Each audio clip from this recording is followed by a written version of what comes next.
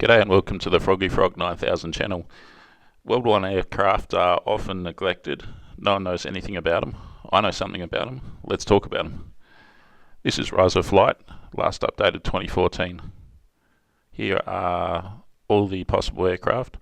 The ones I don't own are shaded. The ones that I do own correspondingly highlighted. Starting off with the Sikorsky S-16. It was designed as an escort fighter to accompany the giant Sikorsky bomber. If I'm pronouncing it right, I think it's called the Ilia Mermoz. Excuse me. It's noteworthy as one of the first aircraft to possess synchronization gear for its 7.7mm machine gun. All this data from Wikipedia, by the way, mostly, and also off the top of my head. It's a graceful looking early war plane, probably a 1913 or 1914 aircraft. First S-16 was completed on 6 February 1915. There we go, 1915, with an 80 horsepower engine instead of the intended 100 horsepower because of supply problems.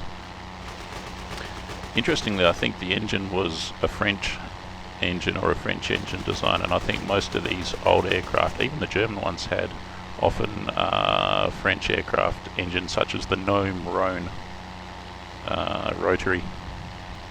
So look at some statistics before we move on to the next aircraft.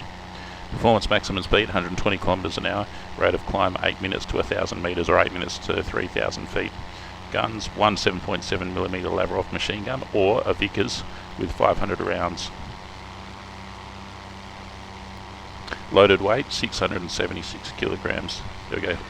Power plant 100 horsepower Lerone 80 horsepower Gnome air-cooled rotary engine. So you've either got a Lerone or a Gnome with 100 horsepower. 100 horsepower, 676 kilograms. Roughly equivalent to a modern day's plane such as a Cessna 152. So that was the Sikorsky. This is the Albatross D3. Top speed 175 kilometers an hour. Range 480 kilometers. It's not too bad. Weight 695 kilograms and powered by a Mercedes engine.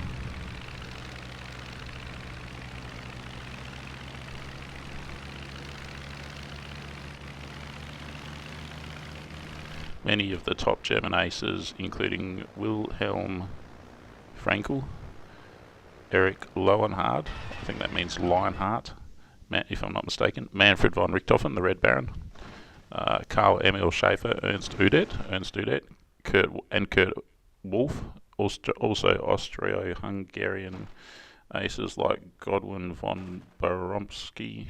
It was the preeminent fighter during the period of German aerial dominance known as Bloody April 1917. There you go, so quite a competent fighter. Here's the Royal Aircraft Factory RE8. Top speed 164 kilometers an hour. First flight, middle of 1916. They built 4,000 of them. It's a reconnaissance and a bomber.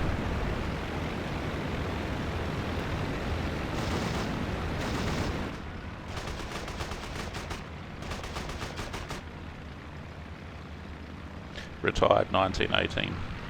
Primary use of the Royal Flying Corps. Unit cost £2,068 for the RAF 4A engine version. £2,000. Wouldn't buy you an ice cream these days. It had a reputation for being unsafe that it never entirely dispelled. I think it would be unsafe because it was cannon fodder for the Red Baron. Most of the Red Baron's kills were planes like this, the recon planes.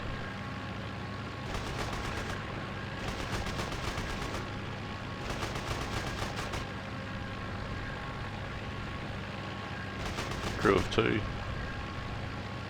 Service ceiling 13,500 feet. 21 minutes to get to 6,500 feet. That is slow. Had a 303. Forward firing Vickers gun. Lewis gun in the rear cockpit. Bombs 102 kilograms. Up to 102. Loaded weight 1,217 kilograms. Empty weight 820 kilograms. It's not too bad, it's got a useful load.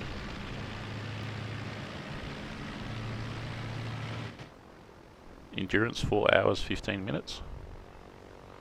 Stall speed 41 knots, that's 76 kilometres an hour. And there it is in the dive.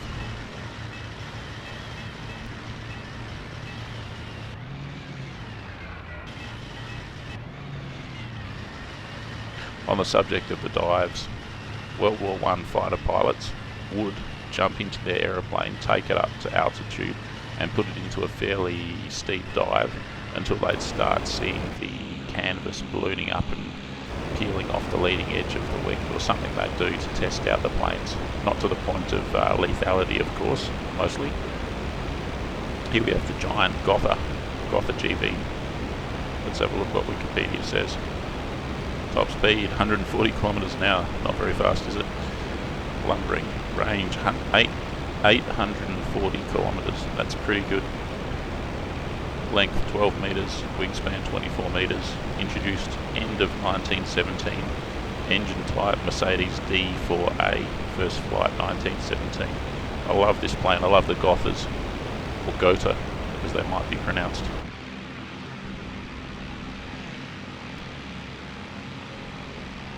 $205 of them were built. Heavy bomber.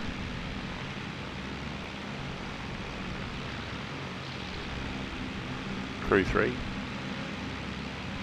Empty weight 2,700 kilograms. Maximum takeoff weight 4,000 kilograms. Power plant 2 Mercedes D4A inline engines with 260 horsepower. It's 190 kilowatts per engine in newspeak. Maximum speed 140. Range 840, service ceiling 6,500 metres. It's not bad, that's 21,000 feet. And some of these old planes climbed very well because they had such a lot of wing area, the biplanes. Great climb for a low engine power. And the Gothas did raids. I think they raided, I don't actually know, but I'm assuming that the Gothas raided London. I know the Zeppelins raided London. There we go, he's dropping some ordnance. Still carrying externally there.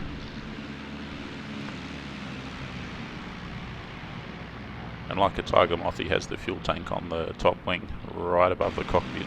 Not too fun if it gets perforated by a bullet and you're underneath it. Interesting, it's got the propellers facing backwards. What do you call that? Pusher or tractor? I think it's pusher prop.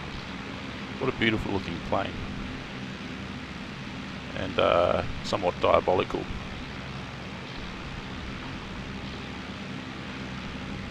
Fairly high aspect ratio to those wings, almost like a glider.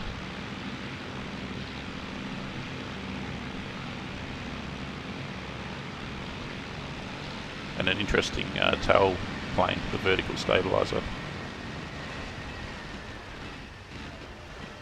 Very iconic of the period.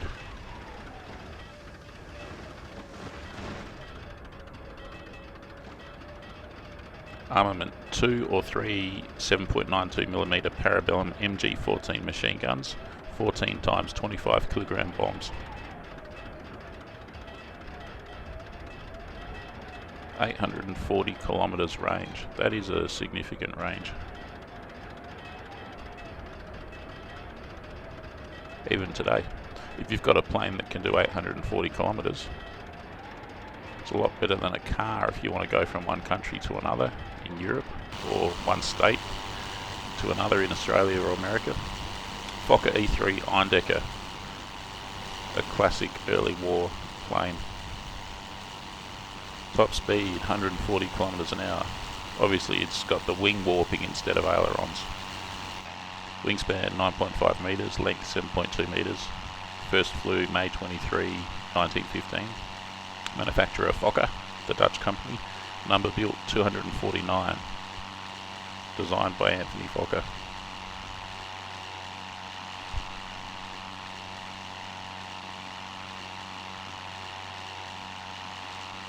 It entered service on the Western Front in December 1915, also supplied to Austria-Hungary and Turkey.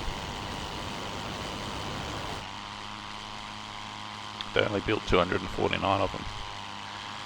There are probably more ultralight 3/4 scale versions than that flying today. You can just go to Airdrome Aeroplanes, I think it's called. Airdrome Aeroplanes, and you can order a kit for about $5 grand. Put your engine in it. Engine will cost you about $12 grand, and you've got yourself one of these 3/4 scale ultralight version. Buy one today. And I'm just going to run through some stats for that plane. Maximum speed 140 kilometers an hour, endurance 1.5 hours, service ceiling 11,810 feet, rate of climb 656 feet per minute. It's not too bad. Alright, and on to the Sopwith Camel. Sopwith Camel, top speed 182. That's pretty good. It's got a rotary engine, which gives it torque effect problems or advantages depending on which way you want to roll. Dangerous when coming into land for the uninitiated. Lots of Sopwith Camel pilots died on final approach because they were coming in low and slow. They needed power. They gunned the engine, got the torque effect exacerbated because the low speed control surfaces have less effect, and rolled over. Bought the farm, as Chuck Yeager would say. Designer Herbert Smith. Manufacturer Sopwith Aircraft Company. First flight December 22, 1916. Huge number built. 5,490 units built. It's a lot of aircraft. So this one was mass produced.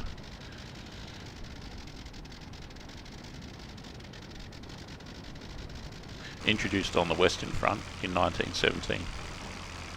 A successor to the Sopwith Pup.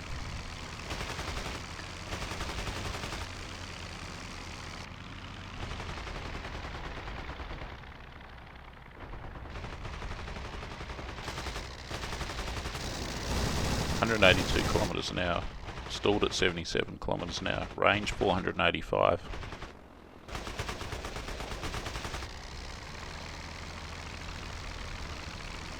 And lots of aces flew it. Alright, the Airco DH4 looks like a recon / bomber. Airco DH4 was a British 2-seat biplane day bomber of World War I. It was designed by Geoffrey de Havilland de Havilland for Airco, and was the first British 2-seat light day bomber to have an effective defensive armament. Yeah, it's quite a nice sort of a mount or tripod or whatever that the gun's mounted on there. Top speed is pretty good, 230 kilometers an hour. It's a lot faster than the Gotha or the E3 Iron Decker at 140 kilometers an hour.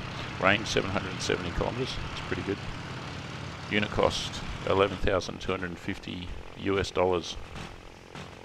Someone must have done a conversion there because obviously it was originally built by the British, so it would have been in pounds. Couldn't buy an ice cream for 11 grand these days. Engine type Rolls-Royce Eagle.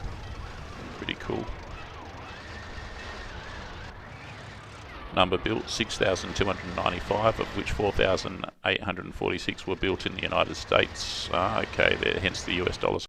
Here's the Airco DH2, no doubt designed by de Havilland as well. The Airco DH2 was a single-seat biplane pusher aircraft which operated as a fighter aircraft in World War I. It was the second pusher design of Geoffrey de Havilland for Airco, based on his earlier DH1 two-seater. De Havilland must have been so good at the aircraft business, particularly design, that eventually he founded his own company, de Havilland, that built all the amazing de Havilland aircraft.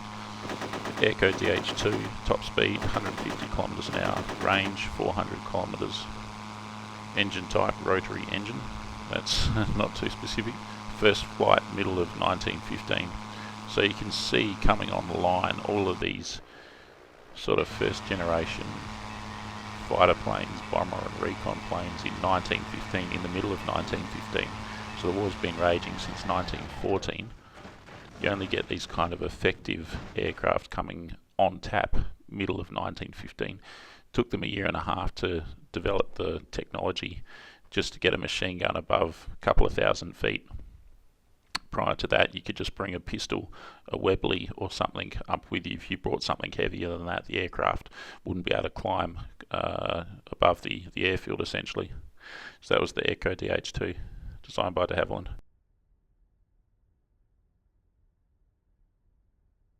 Nieuport 28.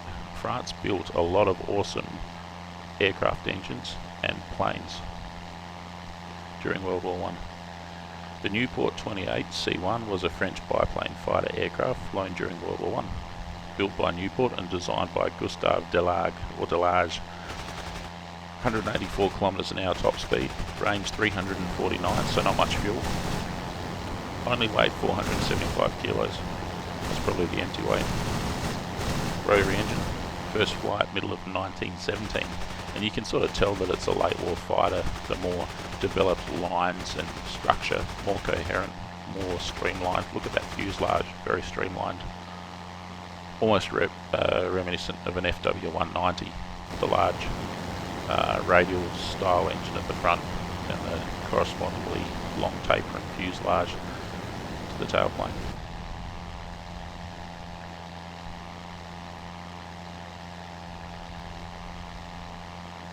And this, of course, is a development of the earlier Nieuports, like the Nieuport 17, which many aces cut their teeth, ultra nimble. This one not quite so nimble.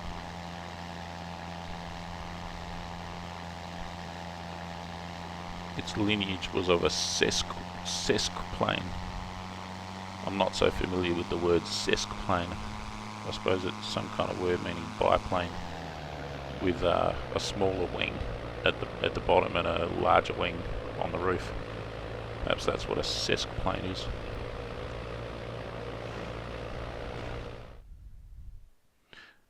Now there's a lot of stuff about the French not being good at war. Well, they built good warplanes in World War I, that's the point I want to make. Loaded weight 560, empty weight 475, max speed 198, range 349, service ceiling 17,000 feet, rate of climb 11 minutes to 10,000 feet. That's pretty good. Power to mass 0.15 kilowatts per kilogram, if that means anything to you. Armament 2 303s by Vickers.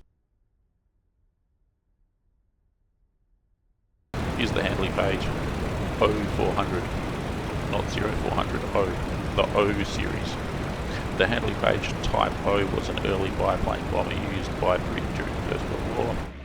The type was the largest aircraft, the Type O was the largest aircraft that had been built in the United Kingdom, because it wasn't the largest aircraft at the time. That would have been a Goff or a Zeppelin or something, and one of the largest in the world. Top speed 157 kilometers an hour, length 19 metres, wingspan 30 metres. Engine type Rolls-Royce Eagle, must have been a popular one back then. God, I wish I had a Rolls-Royce. First flight December 17, 1915, so it started off pretty early. So the British got onto the heavy, almost you could call it strategic bombers, right at the beginning of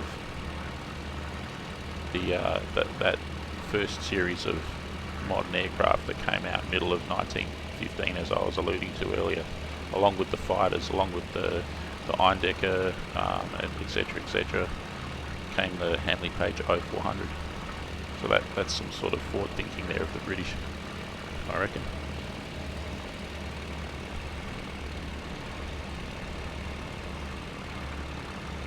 The bombers were used in France for tactical night attacks on targets in German-occupied France and Belgium, and for strategic bombing of industrial transport targets in the Rhineland, which is Germany. Some aircraft were temporarily diverted to anti-submarine reconnaissance and bombing in the Tees estuary, where's that, in 1917, and 2 aircraft operated in the Eastern Mediterranean. There you go. The impression made by the Type O was such that for many years after the war, any large aircraft came to be called Handley Page in Britain and entered the dictionary as such. So the Handley Page became synonymous with large aircraft, a bit like Pop Rivet, the brand became synonymous with rivets.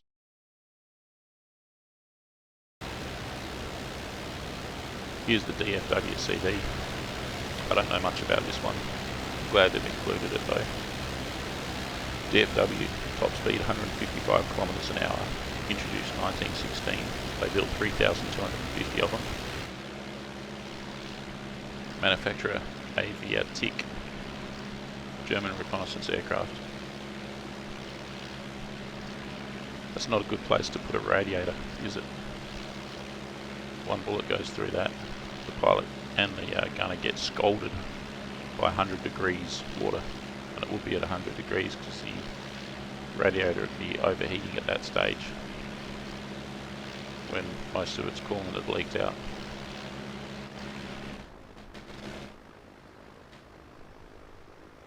You can see the kind of primordial design of these aircraft, that they hadn't quite figured out to put the radiator somewhere else.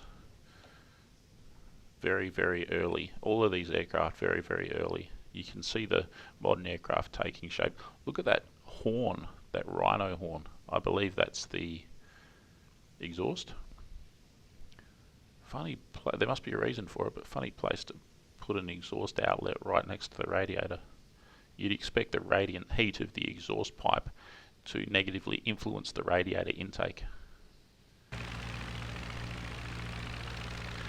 Anyways, here's the Albatros D.VIII. Top speed 186 kilometers an hour, so it's a little bit better than the Albatros D.III. Range 350 kilometers. Not much fuel, no doubt, for the manoeuvrability.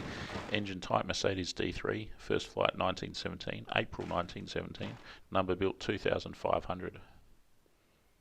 It's got that elegant plywood construction to the fuselage. I heard that the Albatros series, the D3 and the D5, you didn't want to dive them because the wings had come off. Now, of course, all the wings are coming off in this video, but book that I read when I was a kid, it seemed that the Albatros was a good, robust dogfighter, and it was well armed with 2 machine guns, but it did have an issue with the wings coming off in a dive. Here's the Felixstowe F2A. Again, this is one I don't know much about. Let's have a look what Wikipedia says. Crew 4, length 14 metres. 46 feet, about as long as a pleasure craft motorboat.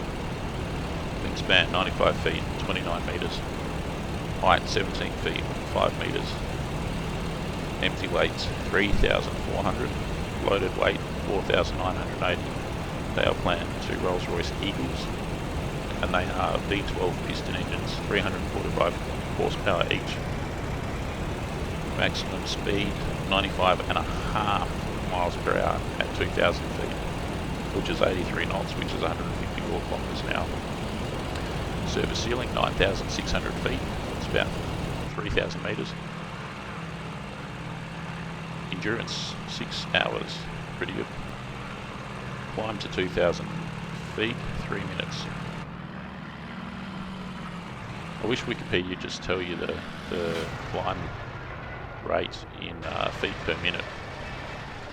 Anyways, armament 4 303s or Lewis guns in the nose, 1 in the nose, 3 amidships.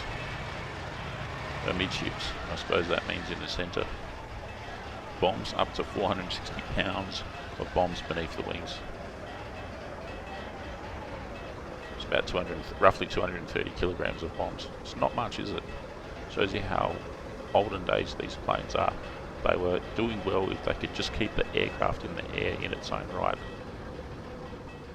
let alone carry a useful payload. And for some reason, in rise of flight, this aircraft seems indestructible. Look at it, it's not breaking up at all. Would have thought it'd be one of the first ones to break up. See, the rise of flight engineers never thought someone would study in such scrutiny the dive characteristics of all of their aircraft. Their suit or their suite, or however you pronounce it, of aircraft. Suite of aircraft? Suit of aircraft? I don't know.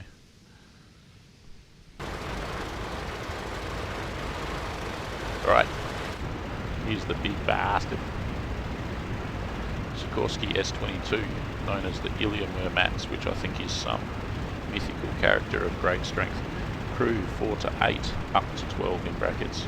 Length 17.5 metres, that's 57 feet. Wingspan 29.8 metres, 100 feet.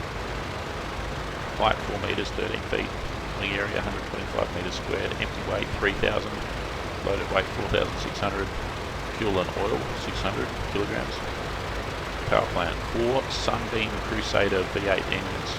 Doesn't sound very Russian. I'd say that'd be a British engine built under license. Sunbeam. I think they built a 1,000 horsepower car. Sunbeam Crusader V8 engines, 148 horsepower each. It's 110 kilowatts. Maximum speed, 110 kilometers an hour, 68 miles per hour. Endurance 5 hours with 300 kilograms of bombs and armament. 10 hours with extra fuel. 10 hours endurance with extra fuel. Obviously not carrying bombs, I would say, but service ceiling 3,000 meters, it's 10,000 feet. Guns, various combinations at different points during the war. Maxim, Lewis, Madsen, Colt guns. And various bombs, 50 kilogram, 100 kilogram, and 656 kilogram bombs, depending on fuel, armament and crew carried. I think it carried the largest payload or something. Here's a Breguet. Breguet makes luxury wrist watches. Yeah, even today, if you're rich, you can go to the Breguet store, wherever that is, France or Switzerland or somewhere, and buy yourself a Breguet wristwatch. They're mechanical, they don't have a battery. As long as you're keeping the watch on your wrist, you'll never stop working. It's got that pendulum that loads up the spring, keeps the watch ticking, provided that you move the watch. So that's Breguet watches. Let's look at the aeroplane just briefly here. Crew 2, maximum speed 190 kilometers an hour, range 900 kilometers, that's awesome. Service ceiling 20,000 feet, 6,000 meters. Rate of climb 292 meters a minute, that's 960 feet a minute. That's twice as fast as a Cessna 152 from modern times. Armament, one fixed 7.7mm, that's a 303 Vickers machine gun. 2 flexible 303 Lewis guns for the observer, bombs 300 kilograms. That's that. And here's the SPAD. If you were an Allied fighter pilot, you'd probably be wanting to fly this French plane called the SPAD. This is the SPAD 13. It was the what do you call it, the predecessor or something. Is the plane that followed the SPAD 7. SPAD 13, S-13 was a French biplane fighter aircraft of World War I, designed by Société pour l'Aviation S de Rivers. Okay, from earlier highly successful SPAD S-7. Fast plane and robust, generally speaking. Top speed 218 kilometers an hour. Range 276 kilometers an hour. Weight 566 kilometers an hour. Engine type Hispano-Suiza 8. Manufacturer Société pour l'Aviation S de Rivers. Now I'm not pronouncing it right, but there it is pronounced phonetically. American Aces flew the SPAD. And yeah, I mean, look at it, it's quite a robust, quite a modern looking World War I. As far as World War I planes go, it's quite modern looking. It's sort of up there with the Fokker D.VIII. I mean, if I had a choice to fly one or the other in a fight to the death, I'd fly the Fokker D.VII, of course. It's the best fighter plane of World War I. But the SPAD 13 was pretty fast, fairly manoeuvrable, and as you can see, it's good in a dive. Of course, all planes break when you dive them hard enough, but look, it's probably the winner of the dive competition so far, except for that flying boat, that Felixstowe or whatever, which must be an anomaly. They even give you a windscreen.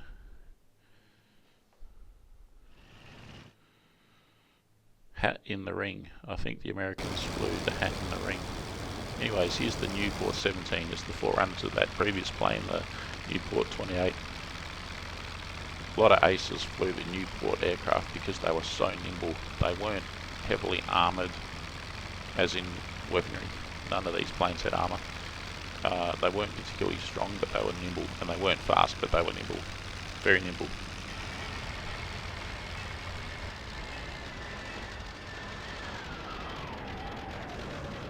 Top speed 177 kilometers an hour, range 250 kilometers.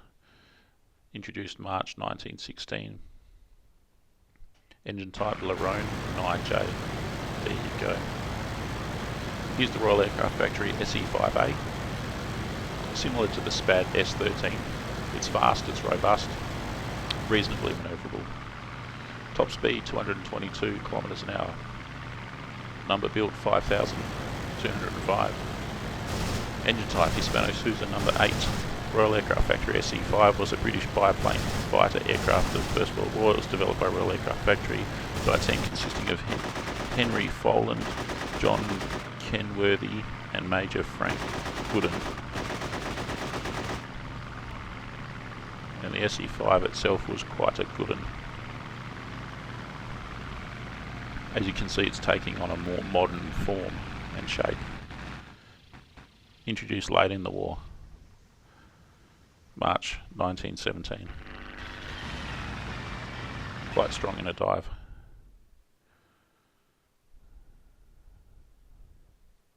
Albert Ball, the ace, flew an SE-5. It's interesting, it had a machine gun mounted on top of the top wing, as well as in other places, I think, firing through the propeller disc. Which begs the question, why not just have all the guns firing through the propeller disc? Here's a plane I don't know much about. It's a nice looking plane, nice colour scheme there. The Pfalz D.XII, successor to the Pfalz D.III and the Pfalz, the D.XII was a successor to the Pfalz D.III. Entered service in significant numbers at the end of the First World War. Top speed 171 kilometres an hour. Introduced 1918, March 1918. Manufacturer Pfalz Flugzeugwerk. Designer Rudolf Geringer. Let's click on the Wikipedia entry. Pfalz D.XII was a German fighter aircraft built by Pfalz Flugzeugwerk, designed by Rudolf Geringer as successor to the Pfalz D.III. Entered service significant numbers near the end of the First World War. It was the last Pfalz aircraft to see widespread service. Though the D.XII was an effective fighter aircraft, it was overshadowed by the highly successful Fokker D.VII. Yeah, fair enough. Maximum speed 170 kilometres an hour. Endurance 2.5 hours. Service ceiling 5,600 metres, 18,500 feet. Rate of climb 4 metres a second, 805 feet per minute. It's better than a Cessna 152. Armament 2 7.92mm LMG, that's light machine gun firing forward. Here's the wonderful Roland C2A.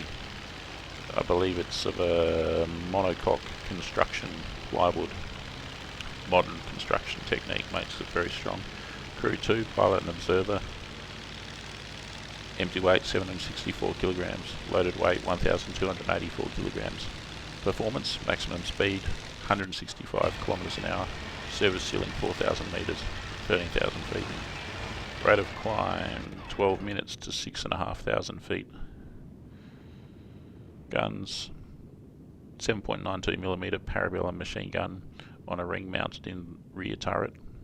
Forward firing synchronized 7.92mm Spandau machine gun. Bombs, 4 12.5 kilogram bombs carried under the fuselage. And the interesting thing, here we go, characteristics. The C2 had much lower drag than comparable aircraft of its time. It featured a monocoque fuselage built with an outer skin of 2 layers of thin plywood strips at an angle to each other, known as Wickel-Crumpf or wrapped body design. This had both lower drag and better strength per weight than typical of the time, but it was relatively slow and expensive to build. This approach was further developed in the de Havilland and Mosquito of World War II. Sorry for the delay there. So here's the famous or infamous Red Baron plane, the Fokker DR1 triplane. Very manoeuvrable, very good at climbing with those 3 planes. The DR1 saw widespread service in the spring of 1918. Top speed 185 kilometres an hour. Range 300 kilometres. Weight 400 kilograms. Engine, rotary engine. Designer Reinhold Platz.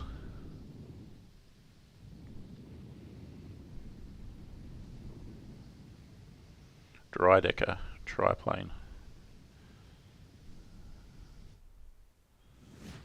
It became famous as the aircraft in which Manfred von Richthofen gained his last 19 victories and in which he was killed on 21 April 1918.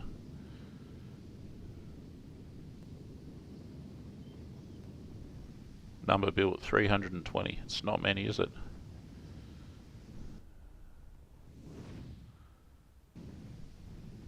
Stalled at 72 kilometers an hour. Could climb to 20,000 feet. Its rate of climb was 1,130 feet per minute. Almost 3 times as effective at climbing than a Cessna 152. Lift to drag ratio 8 for the aerodynamicists amongst you. And it had 2 Spandau machine guns firing through the propeller. Here's the fantastic Fokker D.VIII.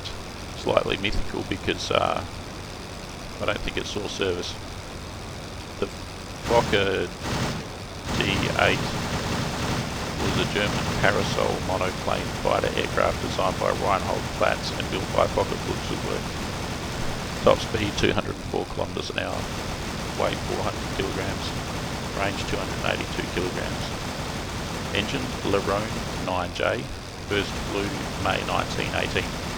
And a Lerone engine sounds very much like a French engine. It's almost like I don't know what the story is there. It's almost like the Germans were building copies of the French engine or something and putting them in their planes. I don't think they'd care about copyright during times of war. Apparently the wing kept coming off until they fixed it. Dubbed the Flying Razor by Allied pilots. Had the distinction of scoring the last aerial victory of the war. Well, well, well. Number built, approximately 381. The last aerial victory of the war. Wonder how reliable that statistic is. Steel tube fuselage. Same as the Fokker D.VII, which was a really good move. Don't know what they built the wings out of. I think it was still wood. But the fuselage was steel tube frame.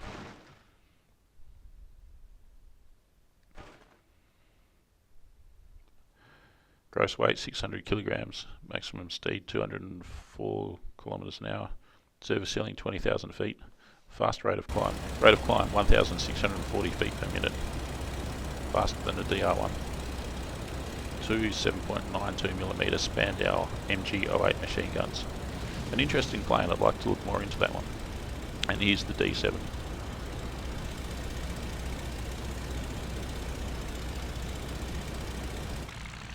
Again designed by Reinhold Platz. Produced around 3,300 D.VII aircraft in the second half of 1918. This was the best fighter plane of World War I by many people's opinion. Top speed 187 kilometers an hour, range 266 kilometers, weight 700 kilograms, inline engine. I believe it had a BMW engine. First flight January 1918. And there's a better version of this coming up, which was the D7C1 or something, which seems to have ammo counters on the guns.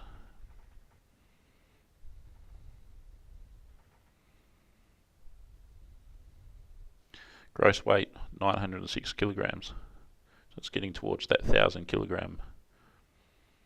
189 kilometers an hour. It's not very fast. Engine BMW 3A inline. And here's the D.VII. What did I say? C1? I meant F. D.VII F. You can see it's got the ammo counters on the guns.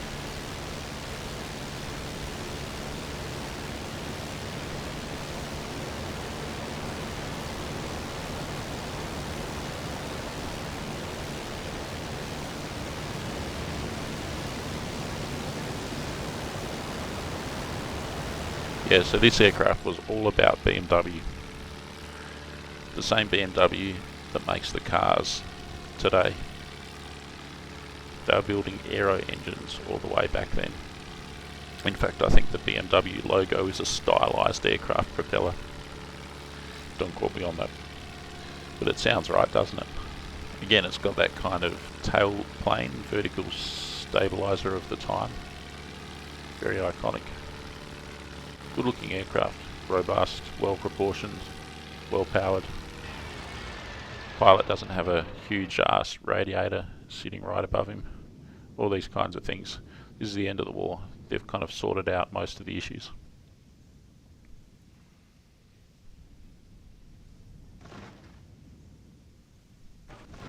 Similar tailplane to the DR1 with that kind of delta wing horizontal stabilizer there. And even the undercarriage has a kind of a winglet between the wheels.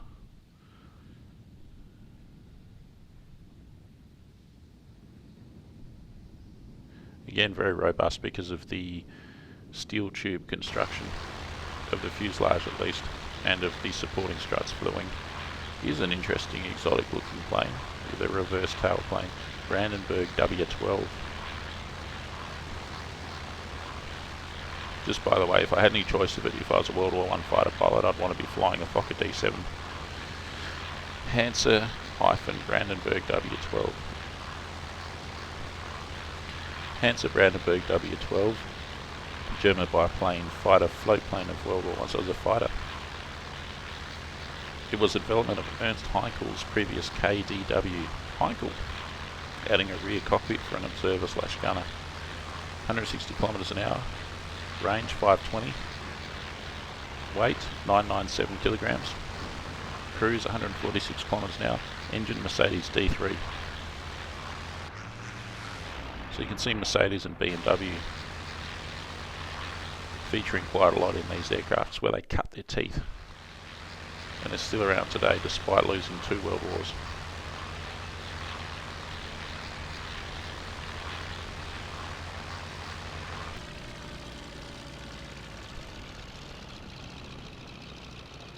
And we're at the end of the video now. I'll leave you to enjoy a high-speed descent. I wouldn't call it a dive, of one of the stronger planes of World War I in a dive, the D7, Fokker D7. Thanks for watching. Also, don't forget to smash the like button, give us a thumbs up, share the video with your friends. Don't forget to subscribe to the channel if you haven't already, and consider becoming a patron on Patreon. It really does help the channel.